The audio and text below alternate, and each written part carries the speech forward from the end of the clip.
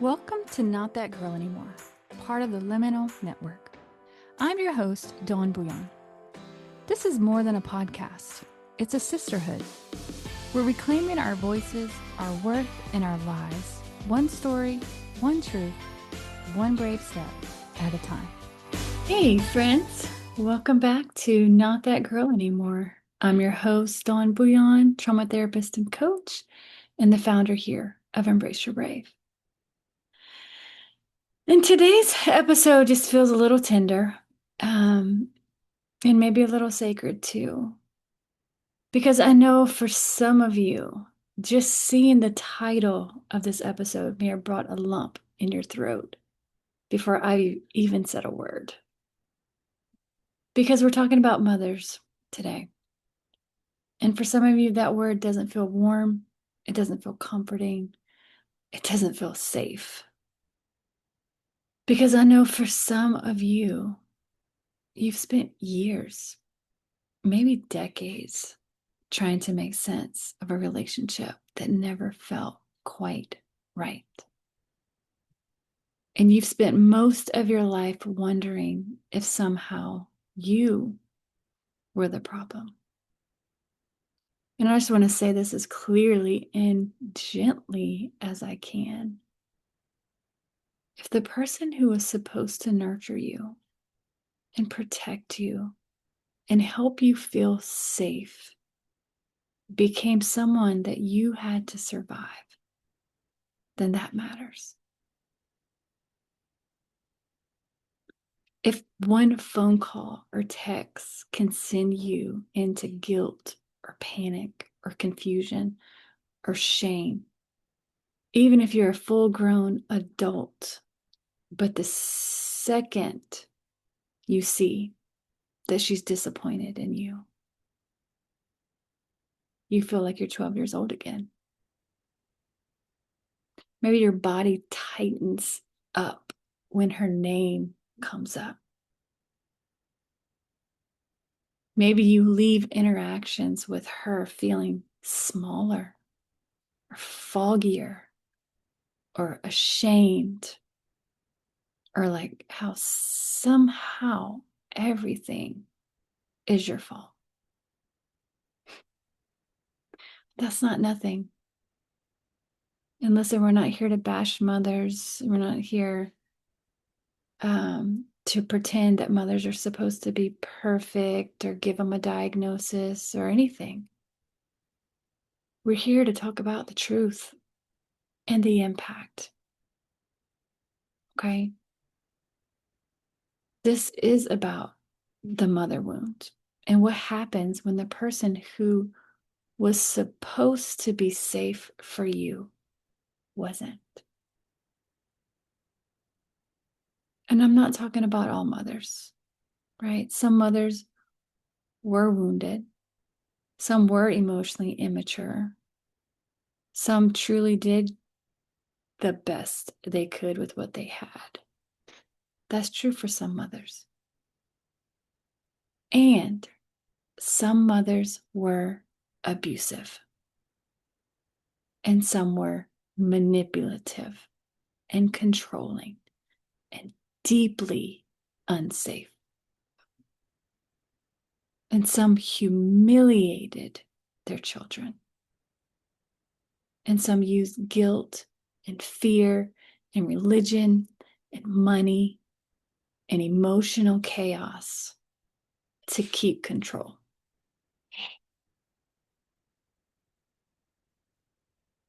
And some mothers protected abusers instead of protecting you. And some mothers became the abusers themselves. And if that's your story, that matters. And maybe it's time that we stop minimizing it. Maybe it's time that we stop calling abuse love.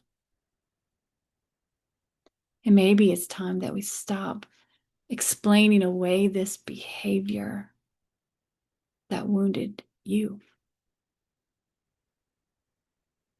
And maybe it's time we stop making you responsible for protecting someone else's image while your own pain goes unnamed, unacknowledged, unhealed.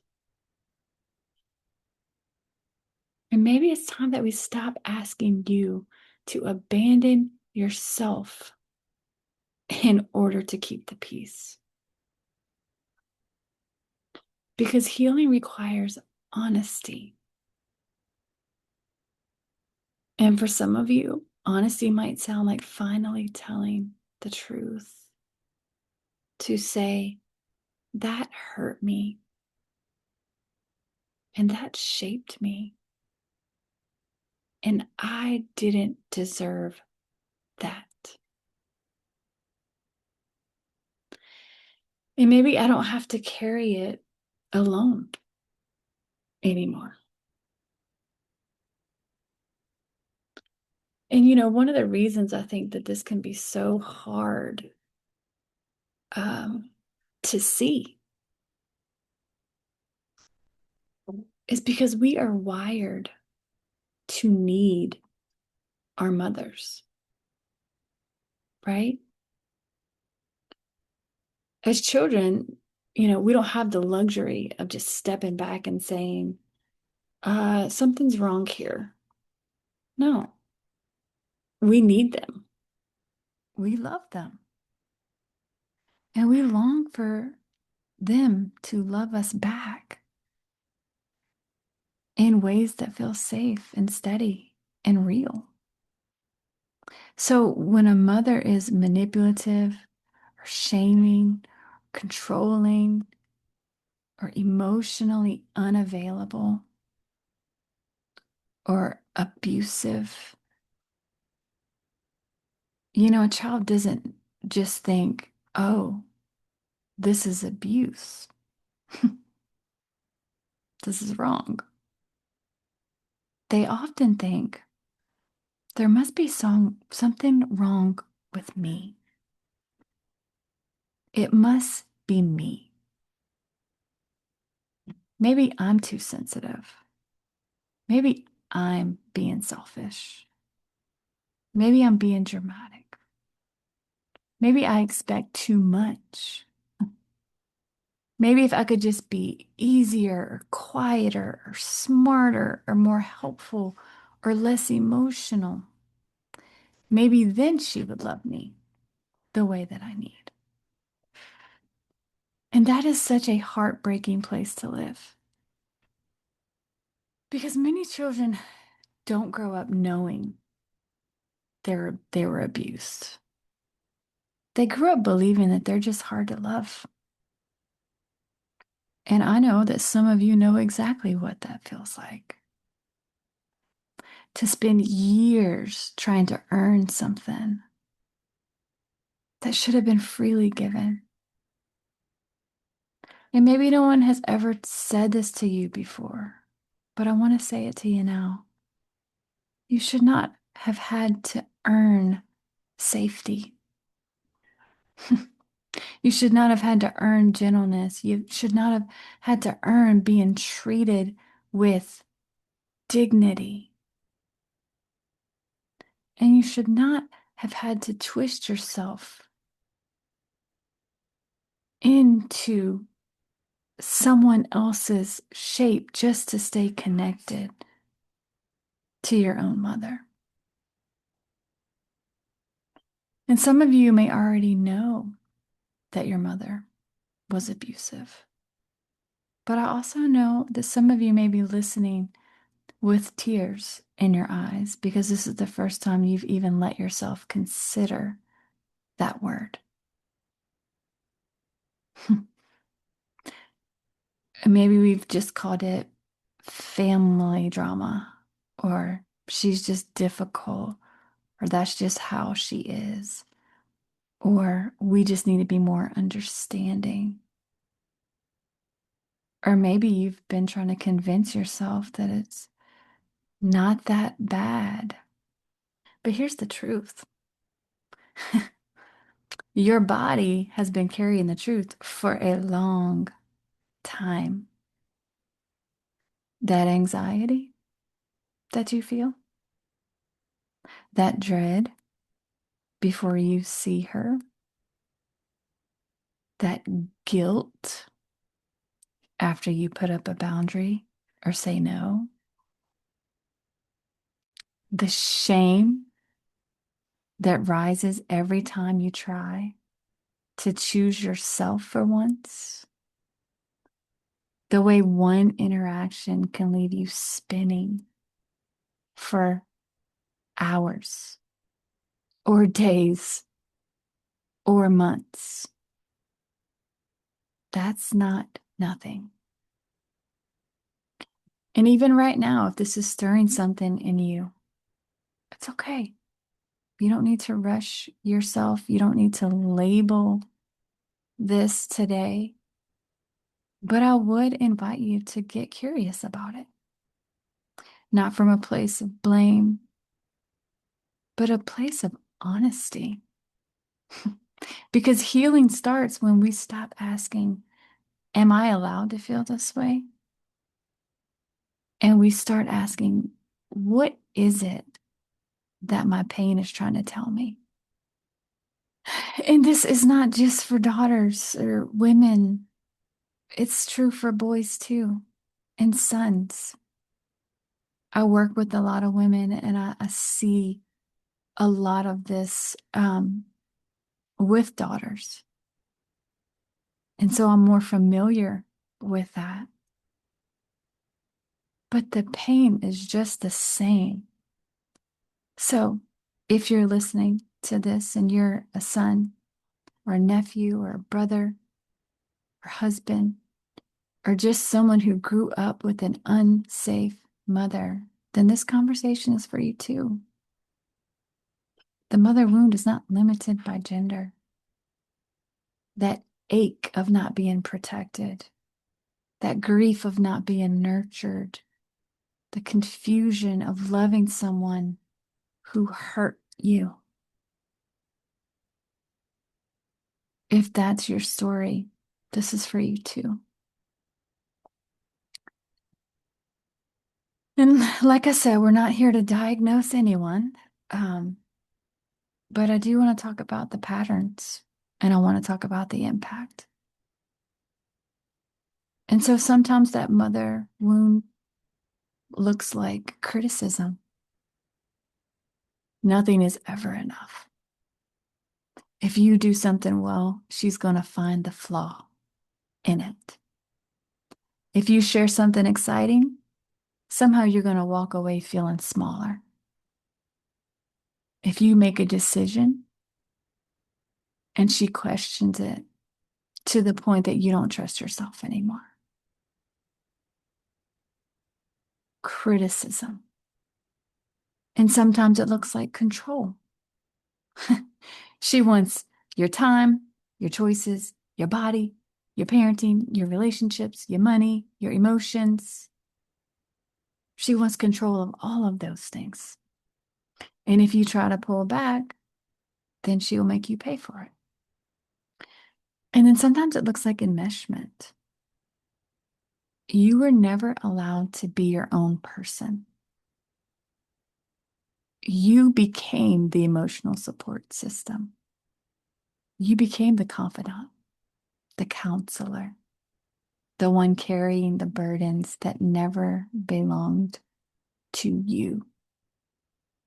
And that does something to a child. It teaches them that love means taking care of other people at the expense of themselves. It teaches them that their worth is tied to how useful they are, how productive.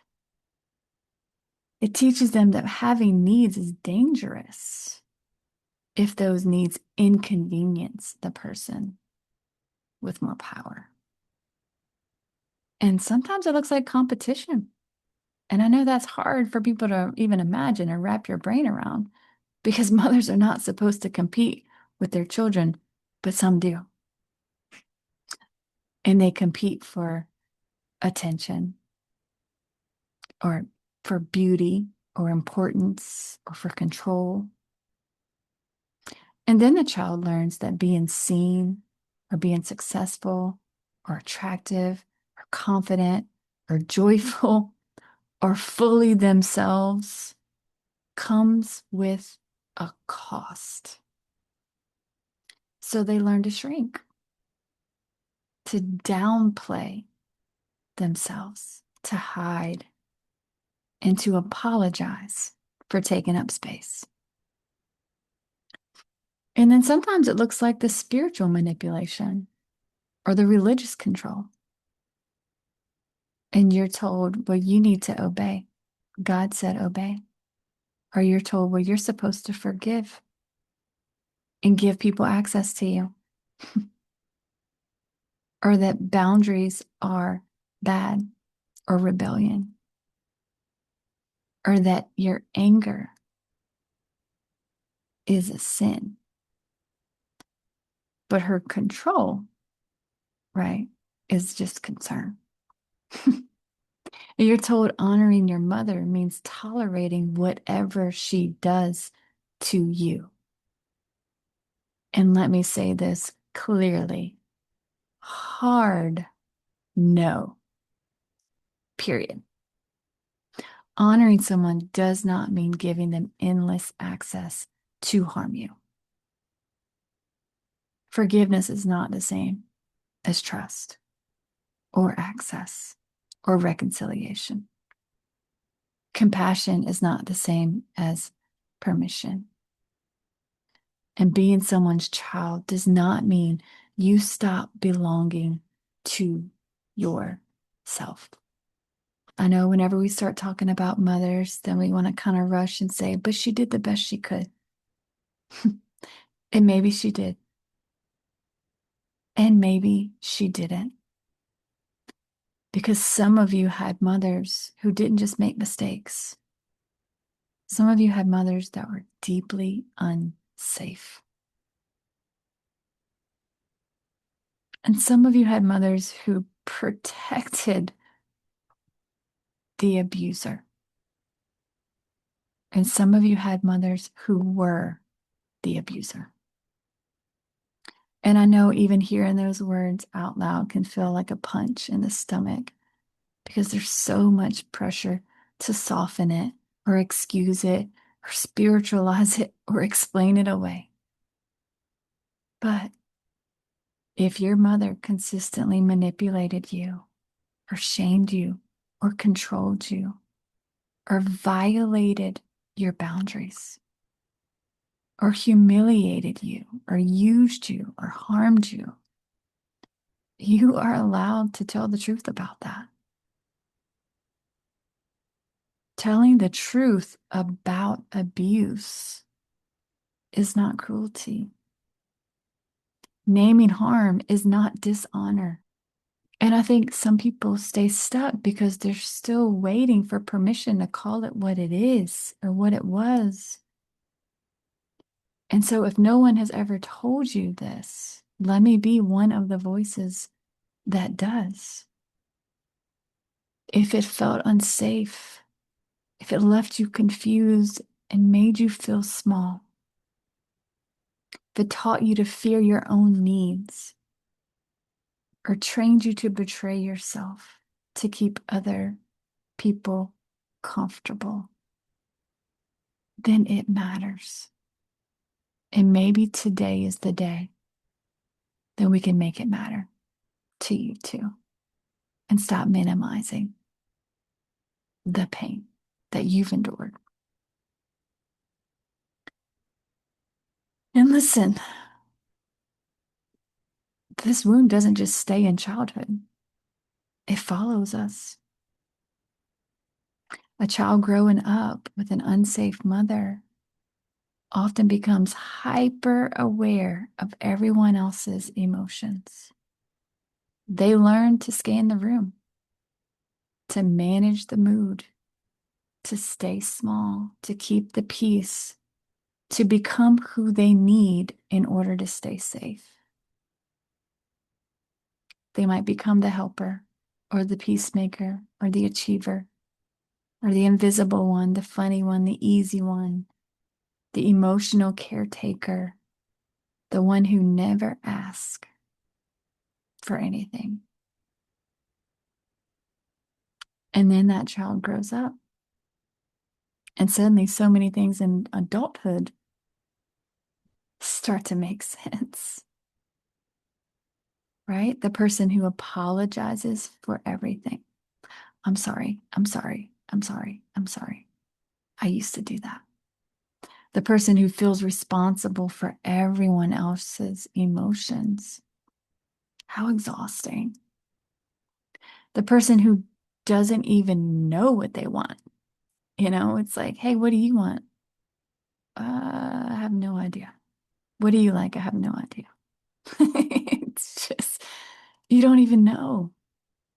The person who can't rest, cannot rest, cannot be still, cannot allow themselves to rest without shaming themselves. The person who overfunctions, does everything, holds the whole world together. The person who keeps proving themselves over and over and over. Or the person who feels guilty every time they set a boundary. Yeah, that's conditioned. I tell my clients, okay, here's your homework. Disappoint people every day. We actually celebrate disappointing people because in some ways that means we're not abandoning ourselves.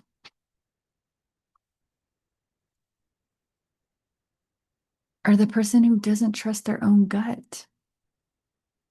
That gets cut off when you don't have that safety and you don't have that trust. You're not weak. You're not too much. You're not failing at adulthood. You've adapted. Your nervous system learned what it needed in order to survive a painful environment. And what helped you survive may be hurting you now. And it doesn't mean you're broken. It just means your body has been trying to protect you for a very long time. And sometimes just realizing that can bring some relief when you realize, oh, that's why. Oh, I'm not crazy. My body was surviving. I'm not overreacting. My body learned that love and danger could live in the same room. And I'm not broken. I'm grieving and I'm unlearning and I'm trying to find my way back to myself. This is the reality of it. Because, yes, we can be angry and we can feel confused. We can feel rage. And there can be relief when you finally allow yourself to feel that, or when you finally have language for what's happened. But underneath that is so much grief, deep grief. Because eventually we realize I'm not really grieving the mother that I lost. I'm grieving the mother that I needed and I never had. I'm grieving the mother who would have protected me, which is what you deserve. Who would have believed in me? Oh, this is making me emotional because I know so many people that have experienced this. The mother who would have celebrated me instead of competing with me. Oh man, I'm just picturing my women, my clients, and just looking in their eyes and seeing the pain. You deserve to be celebrated. You deserved to be believed. You deserved to be comforted. Grieving the mother who would have taught you that your needs matter. And grieving the mother who would have been safe enough for you to be you and to be fully you. And that's real. And that grief can be so disorienting. And for some of us, we may be talking about someone that's still alive. Maybe someone you still talk to. Maybe someone you still love. Maybe someone you still want. Part of you might still be hoping that she'll finally become who you've needed all along. And that doesn't make you weak. It doesn't make you naive. It doesn't make you pathetic. It makes you human. You're grieving all the energy that you spent trying to earn love, or the years you lost doubting yourself. And even if your mother's still alive, or if she says she loves you, or if you know she had her own trauma, or if no one knows or understands why you're hurting, I think, one of the hardest realities for many of us is at some point we have to stop waiting for the mother that we needed, and we have to become the mother that we have. And I know that's heartbreaking because many of us spend decades trying to earn love from someone who simply is not capable of loving in a healthy way or chooses not to. And if that's where you are right now, I just want to tell you this. I see you. That ache makes sense. That grief makes sense. That confusion makes sense.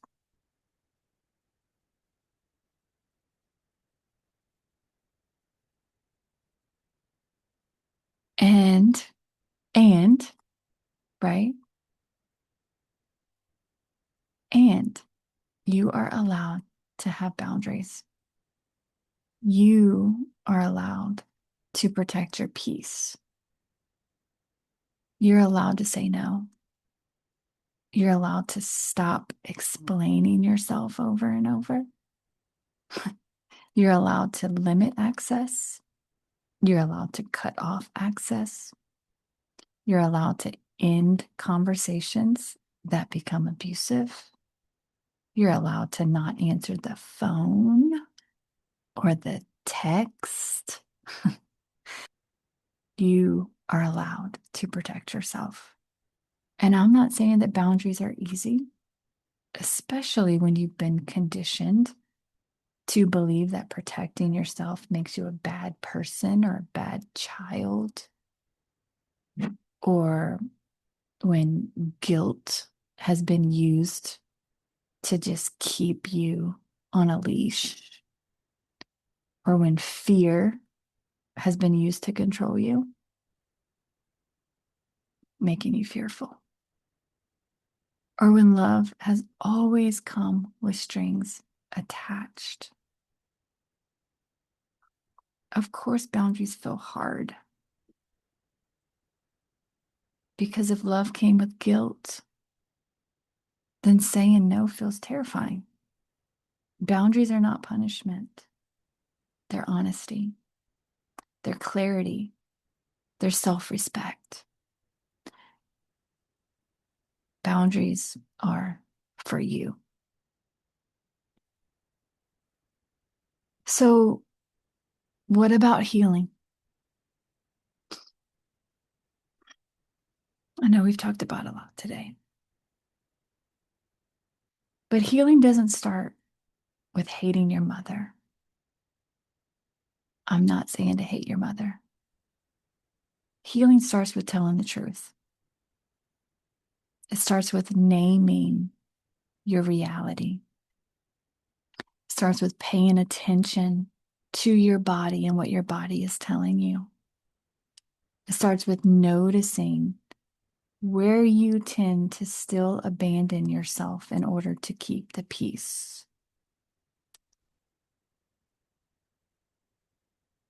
And grieving what you didn't get. Letting yourself be angry without shaming yourself for it. And learning that your needs matter. Your needs are not selfish. And healing often looks like reparenting. Often what I do with my clients early on is I have them bring in pictures of themselves as a little girl. And we will just start looking at those pictures and getting reacquainted and letting our hearts reconnect to that little girl, because she was just a little girl that needed to be loved. Just a child. Just a little boy that needed to be loved. And we get to become the parent that she needed. And that comes by learning how to speak to her differently, how to speak to yourself differently, how to actually offer comfort to yourself, protection to yourself, restoring that trust in you, in your gut, and learning that you don't have to earn love through performance or perfection or self-abandonment. And learning how to become safe for yourself. But it's really listening and paying attention and noticing when that inner voice in you,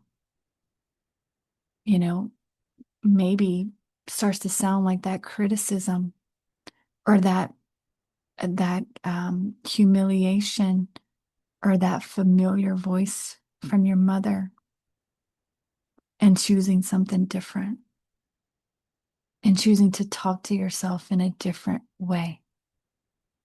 And when that wounded part of you speaks up and says, "This hurts," rather than turning a blind eye and running to something else, we turn around and we look her in the eye and we say, "I see you and I care." And we can start checking in with ourselves. What do I need right now? And it can look like learning to sit with yourself in your own sadness and make it matter. Your sadness makes sense and your sadness matters. And for you to sit with yourself and that little girl within you and say it matters to you, that's what she needs.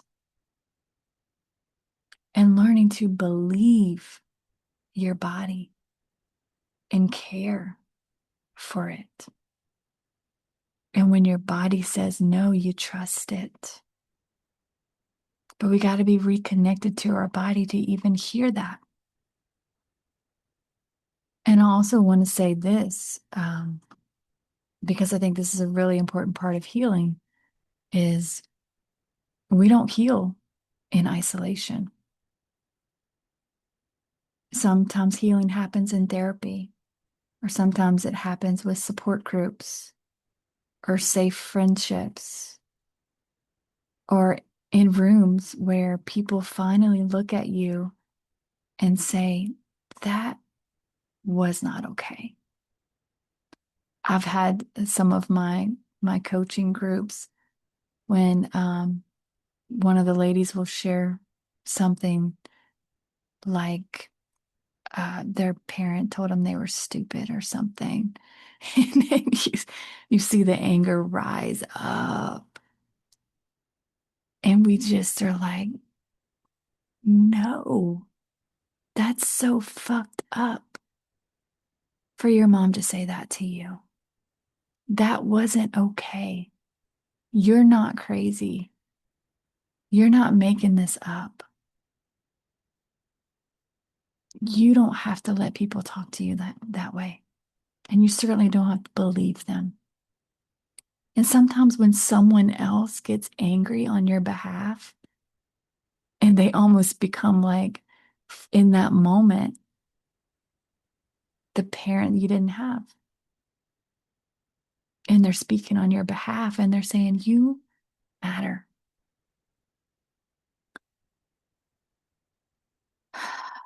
And if you've never had that before, if you've never had someone gently remind you of the truth without shaming you, then that can be a really powerful experience.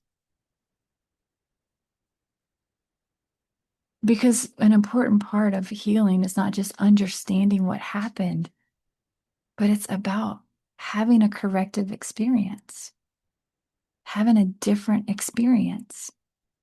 You know, how we talk about how we're harmed in relationship, but we're also healed in relationship. And so being with safe people matters. And listen, if you've never experienced this before, come to one of my groups. We're doing this the whole time.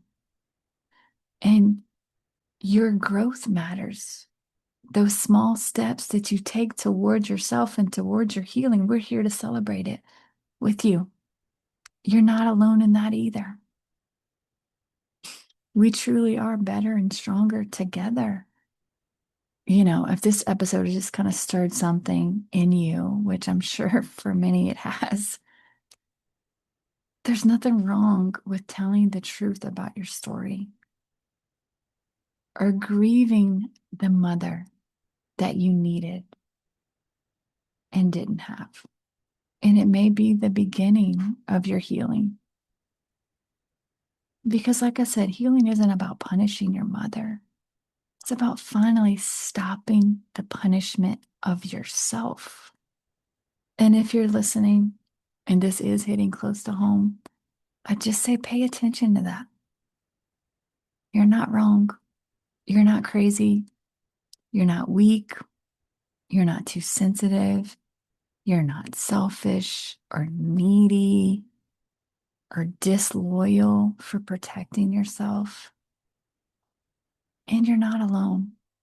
If there's a part of you that's still just angry, I see you.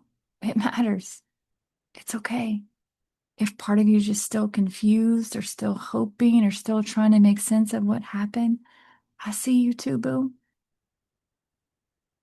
And maybe that's where we begin. Not with having the answers or setting the perfect boundaries or knowing exactly what to call it, but simply by telling the truth. So listen, I know this is a tender subject, and I know that a lot of people are going through this right now, and many people are going through it alone. So I just want you to know you're not alone. If you've resonated with this and you need a group, you need a safe place, you need a safe community, come to Reclaiming You. I have the Monday night group in Lafayette, and then I have the Wednesday night group across the world because I don't want anyone going through this alone. And when this kind of pain comes from your mom, it is such a unique, deeply painful experience. And sometimes just being across the room from someone else that understands or gets it or experienced the same thing can significantly remove that aloneness for you. So remember, you matter. Your voice matters. Your story matters. Your pain matters.